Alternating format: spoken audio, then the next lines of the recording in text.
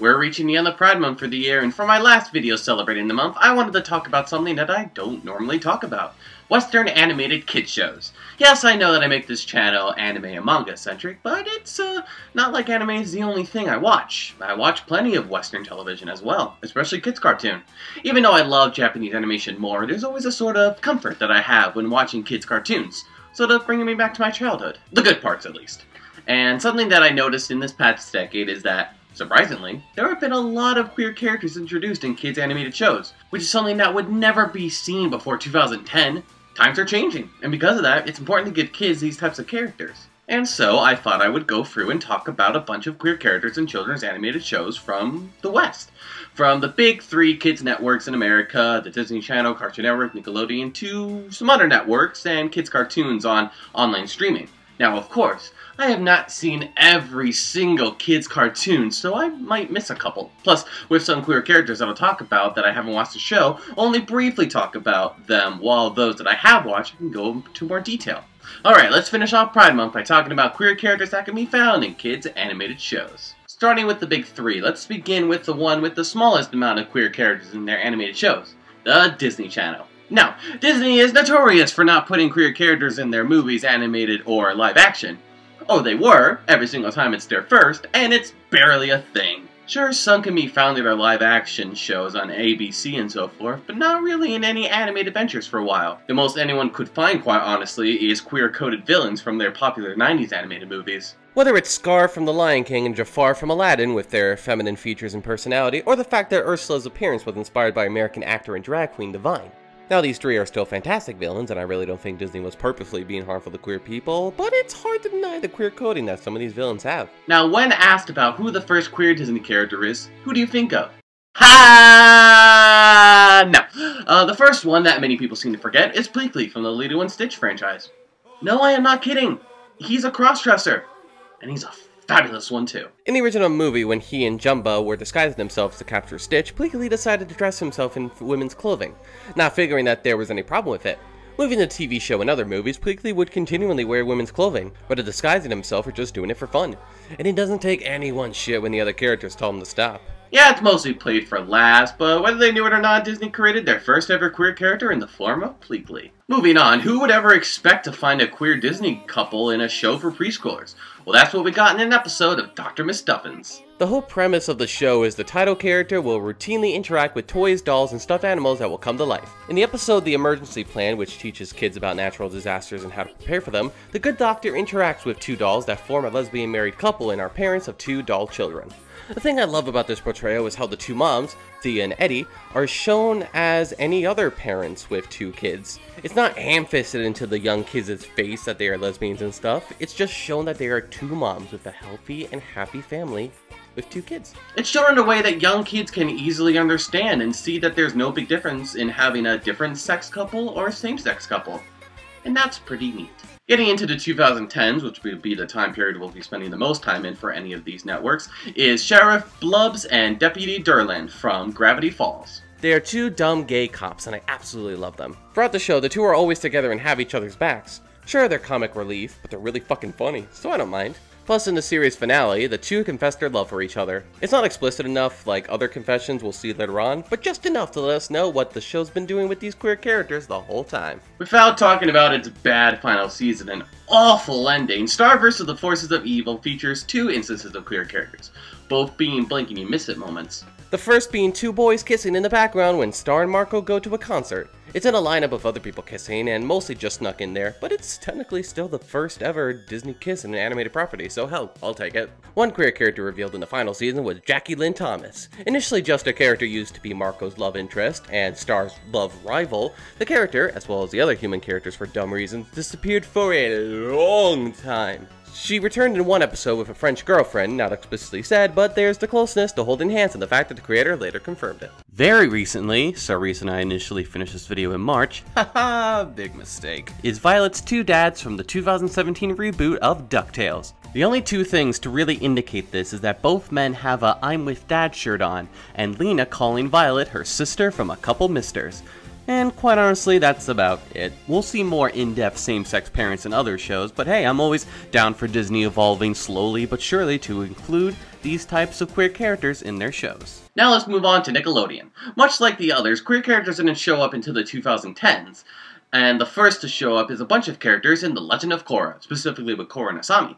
Many people don't realize how important the final moments of this show is, considering that this show is a sequel, though not as popular, to the greatest animated kids show ever, Avatar: The Last Airbender, and two of its main characters are bisexual. Both ladies have dated Mako in the past, and both have broken up with him, and don't blame you. Starting in the third season, Korra and Asami spend a lot of time together and seem very close. After the traumatic final fight of the season and Korra goes into a comatose-like state, Asami is seen taking care of Korra and worrying about her well-being. It's at this point that a lot of people start shipping them, because it really looks like that's where the show's going. But come on, this moment in Steven Universe hasn't happened yet, so we wouldn't see Korra and Asami happen here, right?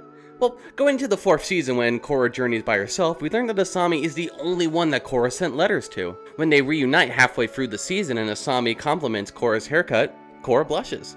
It was at this point where I said that they had to make the two women in a relationship in fear of the showrunners queerbaiting the hell out of me. Thankfully, my wishes came true, where in the final scene of the show, the two decide to take a vacation together to the spirit world. And the final shot of the show, the sequel to the greatest animated kids show ever, is the two holding hands and staring into each other's eyes. Soon after, Korra and Asami's bisexuality was confirmed online by the creators. I freaking applauded when this happened. For context, The Legend of Korra was continually screwed over by Nickelodeon, first only ordering one season, but then ordering 3 more without the people in charge of the show being ready for it, resulting in a very shoddy second season, both in terms of animation and storytelling, continually changing the show's time slot to just airing episodes online only, plus the rumors that the company refused the request to show Korra and Asami more intimately. Having Korra and Asami confirmed in the final season is a big ol' fuck you to the company, because it's the final episode, and what, are they not gonna air it or something? In addition to this, Korra and Asami's relationship was expanded on in the graphic novels that came out a little while later. During their vacation, they share a kiss, something that could never be seen on television at the time. When they return from their trip, Korra has trouble coming out to her parents and friends. When she does come out to her parents, while they're respectful and happy for Korra and Asami, they worry about what other people would say. Kaya later saying that it's just part of Water Tribe tradition to keep private stuff secret. Thankfully, Korra's troubles with her parents are resolved and she and Asami come out to their friends. Look at Mako's face. That's the face of a man realizing that he was such a shitty boyfriend. Both of his ex-girlfriends got together with each other. Speaking of the graphic novels, they helped us learn more about 2 more queer characters in our cast. One is Kaya, one of the children of Aang and Katara. When she figures out that Korra and Asami are in a relationship, she tells them that she is a lesbian. All of her friends and family know, and all of them are respectful and supportive. Kaya also gives Korra and Asami advice on how to come out to their family and friends, while also teaching them about queer culture in the 4 nations before Fire Lord Sozin came and took it all away. For example, the Air Nation was said to be sexually free. Anyone could be with anyone, and no one would care. She also tells us that Avatar Kyoshi loved both men and women, something that's expanded on in her own young adult novel, something I have yet to read. Quick character that I wanted to mention, kind of last minute as someone reminded me of the character while writing this, is Smellerbee from the original Avatar show. Smellerbee is a freedom fighter and part of Jet's gang. Due to her appearance, she is often mistaken as a boy.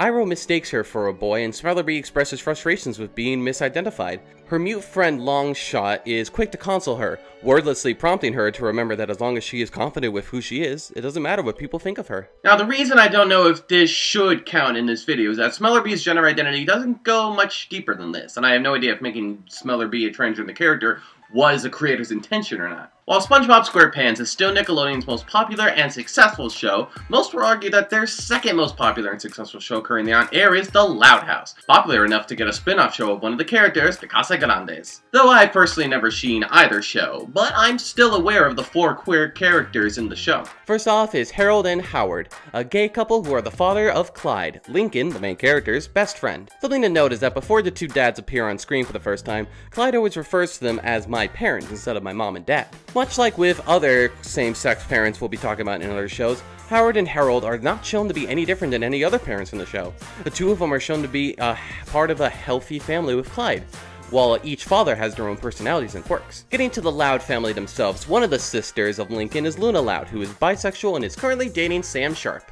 God, I love these names. In one episode, when the family gets a love letter addressed to L Loud, all the family members have the first initial of L in their first name. Stupid, but I like it. They struggle to find out who it's addressed to. Something that results from it is that Luna gains the courage to send the letter to fellow student Sam. The episode making us think it's a boy until we see that the person who gets the letter is a girl, meaning that all the siblings knew that Sam was a girl, but continued to encourage Luna to send a love letter.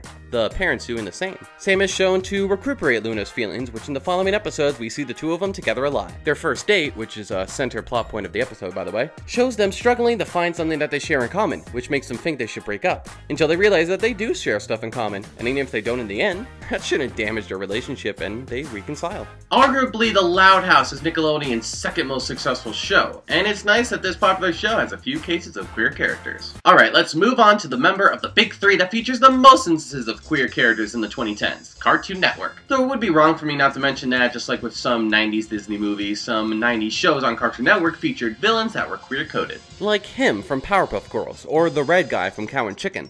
Both act like effeminate men, and him especially dresses like a drag queen.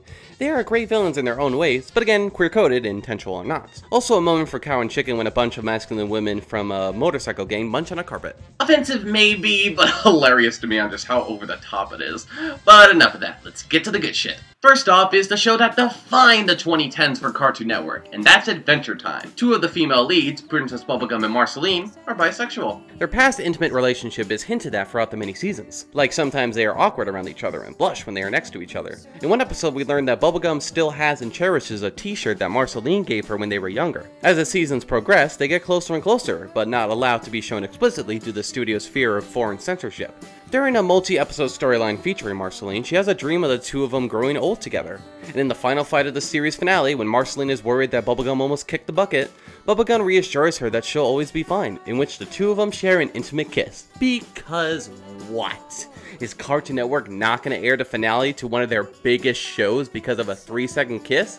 And finally in the epilogue, it shows the two living happily together with Peppermint Butler. It was a slow burn with Princess Bubblegum and Marceline during Adventure Time's 8-year run, but the ending absolutely confirmed it for us fans that we're dying to see these two fantastical characters get together. Another queer character in Adventure Time is BMO, Finn and Jake's tiny friend that they play video games on. Throughout the entire series, BMO is never given a set gender, either by themselves or how people refer to them. It's a small little note, but I think it's cool, especially since they are essentially immortal as seen in the finale. An immortal gender non-conforming character. Neat. But come on, what's with the dilly-dallying? If we're talking about queer characters in Cartoon Network shows, the first one that people instantly think of is Steven Universe. And for good reason. Personally, Steven Universe is my second all-time favorite Western animated show for kids, right after Avatar The Last Airbender, of course. Steven Universe is chock full of queer characters. Help that the creator, Rebecca Sugar, is bisexual and non-binary. And the most popular of these queer characters is Garnet, the leader of the Crystal Gems, who is the fusion of the lesbian couple of Ruby and Sapphire. Ruby. That's a nice name. In the first season, Garnet was all that we saw, people theorizing that she was a fusion based on various examples of visual storytelling throughout the season. The theory was confirmed in the finale of the first season when Steven met Ruby and Sapphire, witnessed them fusing back into Garnet, complete with kisses on the cheek and an adorable spin around. In the same episode, the song that Garnet sings when she fights Jasper is how she's made of Ruby and Sapphire's love.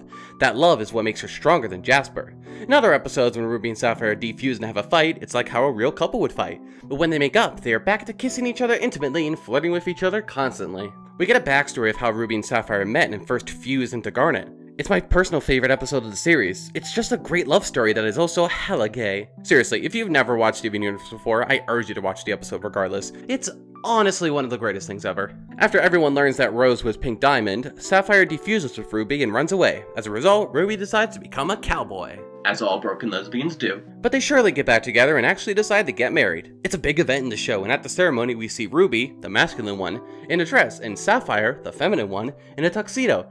Basically a big fuck you to foreign censorship. The two share a kiss on the lips, exchange rings, and fuse once again into Garnet. Both of Garnet's hands have wedding rings on their fingers. Garnet, and in relation Ruby and Sapphire, is one of the most popular and recognizable queer characters in a Western animated kids show.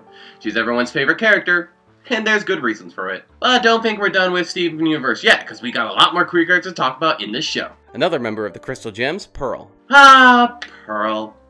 Such a disaster lesbian she is. In the past, Pearl was, well, the Pearl of her master Rose, formerly Pink Diamond. Pearl falling in love with Rose, especially when she started the rebellion against Gemworld. But unfortunately, Rose is Rose, and Pearl had to go through a lot of shit because of her. Hundreds and hundreds of years later, Rose meets Greg and falls in love with him, which makes Pearl extremely jealous. Later on, because of Rose's death and Steven's birth, Pearl is forever heartbroken for a long time. Thankfully, with the help of Steven and Greg, Pearl is able to move on from Rose's death and even gets a code from the mysterious woman. Though we never see this character again, disappointingly. Pearl ultimately becomes free with heartbreak after revealing the secrets of Rose and Pink Diamond. And now in the epilogue series, Steven Universe Therapy, I Mean Future, she may or may not be having something with Pink Pearl. Their fusion does have a revolutionary Garo Utena vibe to it. Oh, and maybe with Bismuth too. And other ladies? Jesus, Poe, you womanizer! In relation to Pearl, if you haven't realized by now, Rose Quartz, previously known as Pink Diamond, is bisexual. In the past, she had a relationship with Pearl. That is until Greg came along and they fell in love, resulting in Steven. There's also Stefani, the fusion of Steven and Connie. Unlike the other gems, who are female presenting, this is a boy and a girl fusion, resulting in a character that doesn't really conform to any specific gender. Rebecca Sugar going on record saying that Stefani is meant to be non-binary. Throughout their multiple appearances, Stefani has both men and women crushing on them, though Stefani is completely oblivious to it, or just doesn't care. Stefani's whole character design has male attributes and female attributes. Like in one episode when Stefani gets stranded, they have a bit of hair growing on their chin, and they love it. Speaking of Steven Universe Future, the epilogue season revealed that an old character was queer and introduced us to a new one. Sadie Miller is one of Steven's friends and kind of had feelings towards her co-worker Lars. That ship 100% sank, and Sadie traveled on her own and become a rock star. On her tours, she met Sepp, a new character who is non-binary.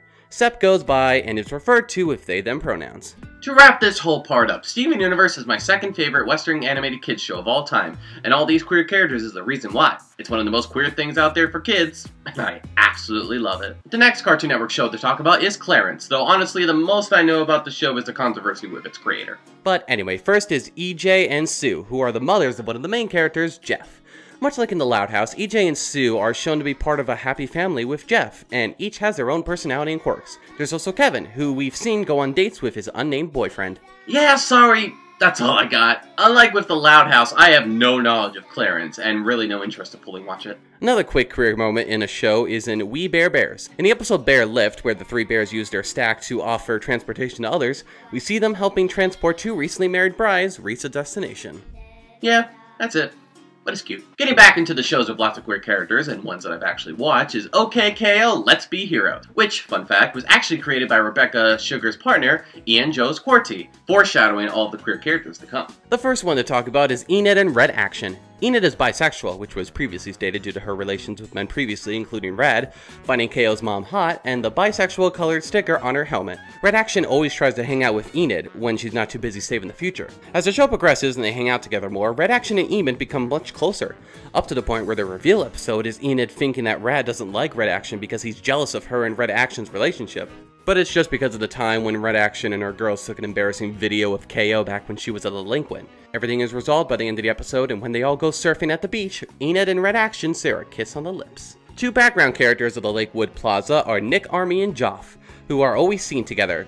And in the final episode, when KO is suffering from time going too fast, aka the show ending, we see Nick Army and Joff getting married. And lastly is two main villains from the show, Lord Boxman and Professor Venomous, both of whom have had relationships with both men and women. When Venomous is introduced, we see that Boxman actually acts embarrassed around him, while Venomous is fascinated by Boxman's crazy ways of doing evil. The two combine their skills for a while and enjoy doing evil in order to destroy the plaza. When Venomous turns mega evil to do his full transformation into a shadowy figure, and turning his recently revealed son KO into TKO, he acts super mean to Boxman, and as a result, Boxman breaks up with him and leaves, leaving his robot children behind in the plaza. In the final episode, when Venomous turns back to normal, he visits Boxman and apologizes, Boxman accepting his apology, and the two are shown to be wearing wedding rings in the epilogue. Much like with Steven Universe, though not as much, OK K.O. features a bunch of queer characters in it for us to enjoy. And the last Cartoon Network show we'll be talking about is Craig of the Creek. Two of the minor characters, Courtney and Tabitha, aka the Witches of the Creek, are two high school girls in a relationship. They seem to always be hanging out or super close and hold hands a couple of times. One plot point that they have is that they are afraid of having to leave each other after they graduate from high school. When the witches help our three main leads with a haunted dollhouse, the entire area is placed into total darkness. When the lights come back on, we see Courtney and Tabitha making out, confirming their relationship for real. There's also Laura, JP's sister, who is frequently seen going on dates with her girlfriend, not to mention one of Craig and Ronaldo's cousins. When Ronaldo is doing nothing but text his girlfriend at a family dinner, she makes fun of him. When Ronaldo asks who she's been texting all day, she bluntly says it's her girlfriend. And lastly is two of the honeysucklers from the other side of the creek, as evidenced by their closeness, their moments of hand-holding, and this adorable bridal carry between the two. Crick of the Creek is a simple, casual, and laid-back show, and its approach to queer representation is about the same. Alright, that's it for the big 3 networks in kids animated programming, but of course I have to talk about 2 instances of controversy that were slammed at the PBS Kids show, Arthur. God, I can't believe that show is still going on. The first of these controversies was actually in a spin-off of the show, Postcards from Buster, when Arthur's friend Buster visits different real-life families and learns how they go through their everyday lives. And in one episode, Buster visits a family that has 2 moms, with Buster saying, "Wow, that's a lot of moms." And that's all that's said on the matter. The main point of the episode is Buster learning about farm life and how to milk a cow. And yet tons of conservatives got super mad at the show, even though the words gay and lesbian aren't uttered at all and there was no sexual content shown. You know, because it's the goddamn show for preschoolers. That in no way tops the biggest controversy the show faced in a recent episode in 2019. Again, yes, the show is still going on, where Mr. Ratburn gets married to a man. The episode plays out with his students being invited to the wedding, the kids thinking that it's going to be a woman that looks like Mr. Ratburn. This is actually a red herring, much like with what was done at the Loud House with Luna and Sam. And at the wedding, they learn that the woman is actually Mr. Ratburn's sister. So who is the person that Mr. Ratburn is marrying? It's a chocolate maker that the kids know. And at the wedding reception, the kids note that it's a brand new world. Much like with Postcards from Buster, this episode was met with a lot of controversy. Even more so since it's a part of the main show. Even though, again, no queer terms are uttered and there's no sexual content like kissing. Just 2 guys walking down the aisle and dancing like idiots. I really don't get people sometimes. Despite my confusion that Arthur is still airing, it's nice that it managed to stick around this long and show little kids that there's nothing wrong with 2 men getting married. And finally, let's talk about the queer characters found on online streaming kids animated shows. Starting off with Young Justice on DC Nation. Beginning on Cartoon Network, the show got cancelled after its 2nd season, but after much fan requests and the start of their own online streaming site, DC Nation, DC decided to revive Young Justice. Being put on an online streaming site allows Young Justice to be more adult in places, darker themes, showing blood, etc. But I still consider it a kid show. And now that it's online, it allows the creators to insert queer characters and even have one of their characters who's queer in the comics be queer in the show. That being Aqualad, the original leader of the team, eventually taking the title of Aquaman in its 3rd season. When the show was on Cartoon Network, Aqualad had an unrequited crush on Tula, thus bringing him much pain, especially when Tula died in between seasons 1 and 2. Because one thing I didn't like about Young Justice is its melodramatic aspects and its use of character deaths to make things more dramatic, but I digress. When Young Justice switched to online streaming on DC Nation, we see that Aquaman now has a boyfriend named Winand. I'm probably pronouncing that name wrong. We see them swimming joyfully together and share a kiss. They also go on missions together and just can't stop flirting with each other. The creator has stated that Aquaman is polysexual, similar to his sexuality in the comics. Funnily enough, the episode right before the discovery of Aquaman dating a man, we had 2 new queer characters and the results were not good. New character to the show, Violet, despite her biological sex being female, technically does not identify as neither male or female. The show still refers to them with female pronouns, mostly because I don't think the creator fully understands someone who doesn't identify as either male or female, but whatever. At the school, Violet befriends a punk rebel named Harper Row, who is just the worst. During a time when Violet is feeling rebellious, because again, melodrama, Violet drinks, shoots a gun, and insults the hijab that she's wearing. She previously stated that even though Violet didn't share the same religion of the girl that she took the body of, she found wearing the hijab comforting to her. But anyway, Violet and Harper share a kiss. This is problematic because both girls are in a relationship with boys, Harper with an unnamed boyfriend, and Violet with Brion. The kiss that the 2 share while already dating someone unfortunately brings about harmful stereotypes of bisexual and pansexual people, that any gay or straight person dating bisexual, pansexual people will always have to be in fear that their partner is thinking of someone of the opposite gender. I'm sure the creator didn't mean for it to come across that way, but it's the way that it comes across regardless. Now let's move on to Netflix for the remainder of the video, starting with Voltron and its annoying fanbase. Despite what said fans say, there is only one queer character in Voltron, that being the leader, Shiro. In a flashback, we see that Shiro is in a relationship with fellow soldier Adam. Shiro is captured by the villains, and when he returns to Earth from space many years later, we learn that Adam was killed in a battle during an alien invasion. This not only is a bury your gays moment, but it's also a queer baiting moment, considering the advertisement of Shiro's sexuality that happened before the season aired. To possibly make up for this, the last shot of the entire series is Shiro getting married to a background soldier seen in the final season and the 2 kissing. A nice gesture, I suppose, but I wish we actually gotten to know this background soldier and see him and Shiro interact, but whatever. Getting to the Dragon Prince, though I haven't seen it yet, the show features a couple of queer characters. Note to self, can't pronounce names correctly. The current queen of Durin, Anya, had two mothers that were the previous queens, Annika and Niha, though deceased when introduced. Throughout the show, we hear stories of these heroic queens who died gloriously in battle.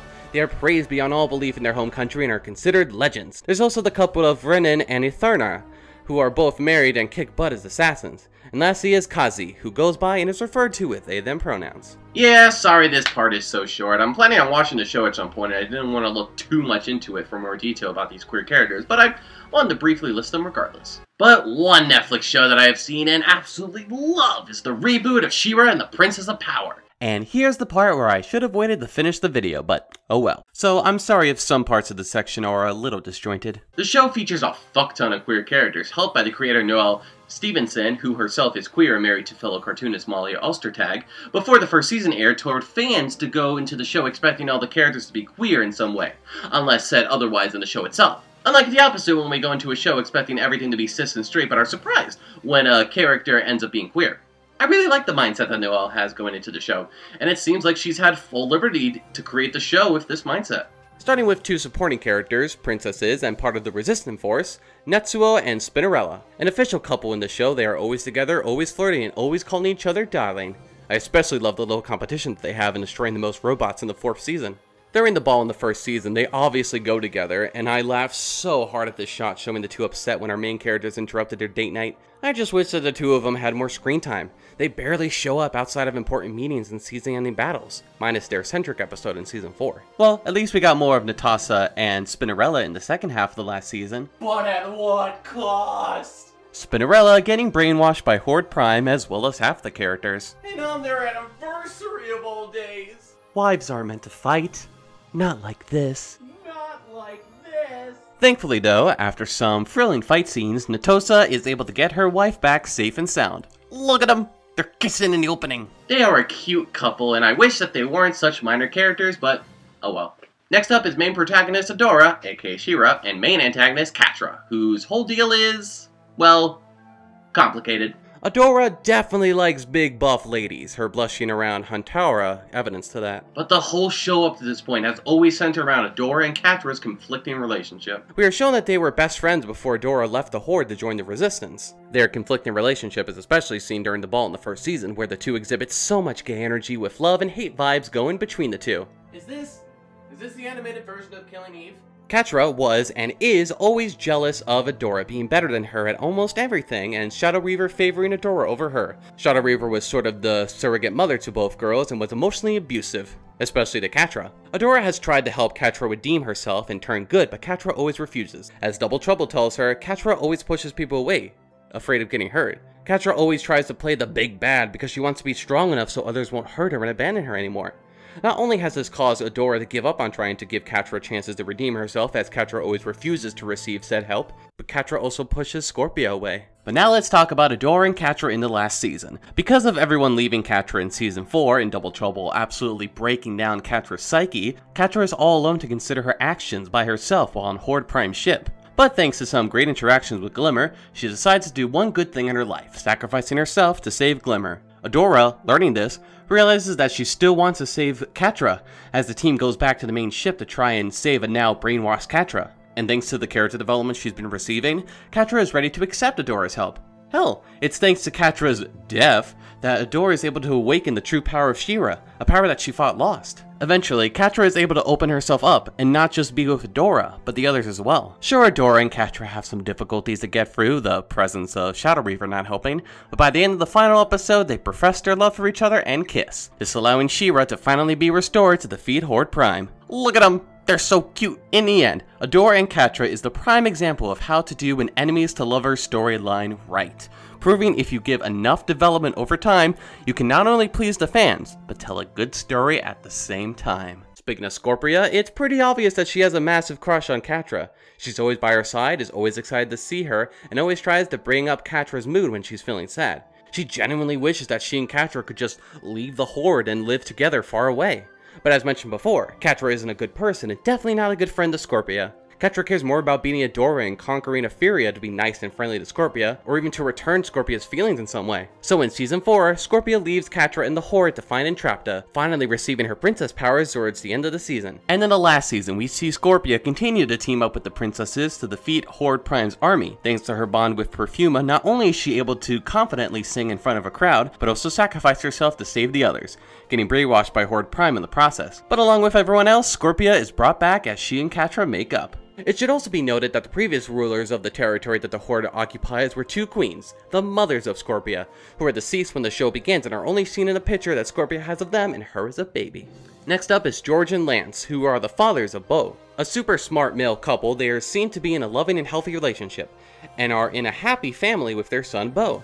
They are very protective of Bow and are surprised to learn that he doesn't attend school, but instead fights in the resistance against the Horde. But by the end of the episode, they warm up to the idea and still love Bow no matter what. And in the last season, George and Lance help the rebellion discover a failsafe in the heart of Euphoria that will stop Horde Prime's plans. Moving on to a quick and minor character of the third season, Hantara is a big buff warrior seen flirting with another woman. And lastly of the queer characters in She-Ra is my personal favorite character, Double Trouble, who is a non-binary shapeshifter. They go by and are referred to with they/them pronouns, and as previously mentioned, Double Trouble has the ability to transform and mimic anyone.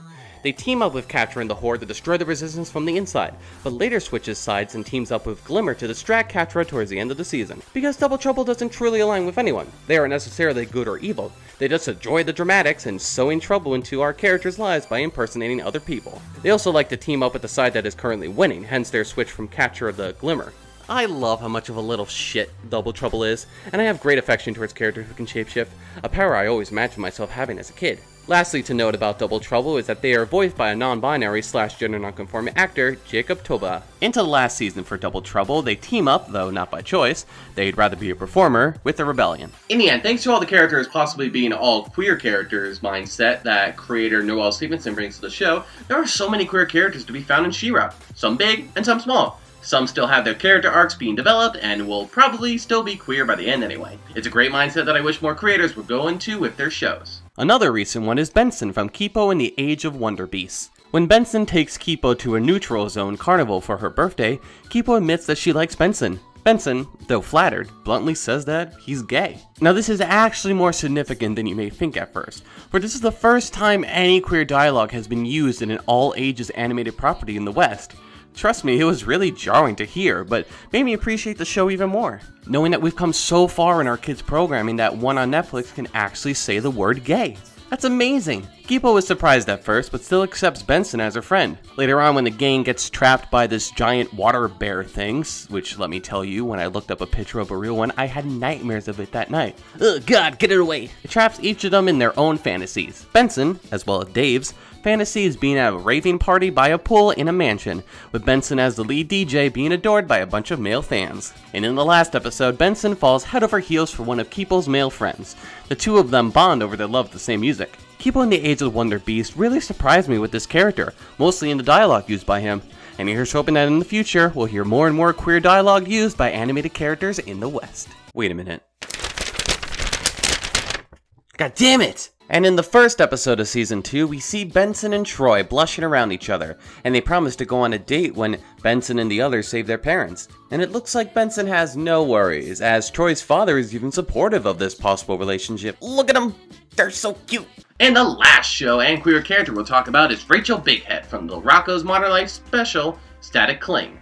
Previously known as Ralph Bighead in the original 90s show, as of right now, Rachel is the only transgender character that can be found in children's animated cartoon in the West. And probably only because the Rocko special was on Netflix, but still, it's pretty noteworthy. Rocko and his friends are out to find Rachel, the creator of Rocko's favorite show that's been cancelled, to revive the show one more time, as the main theme of Static Cling is nostalgia and how we shouldn't let it completely take over our future. When they find Rachel and learn that they are a trans woman and have transitioned, Rocko and the others treat her with complete respect. Glad to see that Rachel is happy with her true self. I also like how Rachel's voice hasn't changed in between the original show and this special. It's the same voice actor with the same voice. However, when they return to the city, Rachel has some troubles. While her mother, Beverly Bighead, accepts her daughter, her father, Ed Bighead, has a harder time coming to terms with it, unable to let go of the past memories of Ralph and accept Rachel. Again, just like how Rocko is unable to let go of his memories with his favorite show, its cancellation, and the changes that Rachel made to the revival of the show. By the end of the episode, Ed accepts his daughter after Rachel shows him her feelings about it for a new cartoon.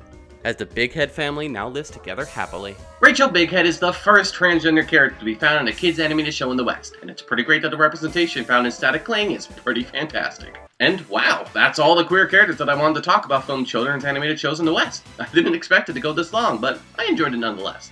While there were some that I didn't talk about in much detail, like Clarence and the Dragon Prince, and I'm sure I've missed some, I was happy to find that there are a lot of queer characters to be found in children's programming, especially in the past decade.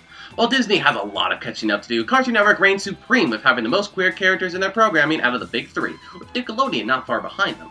Not to mention a multitude of ones to be found on online streaming like Netflix. Queer kids these days have it good with all these queer characters in animated shows that they watch. Nothing like what I had with my animated shows when I was growing up, and I'm happy for these kids.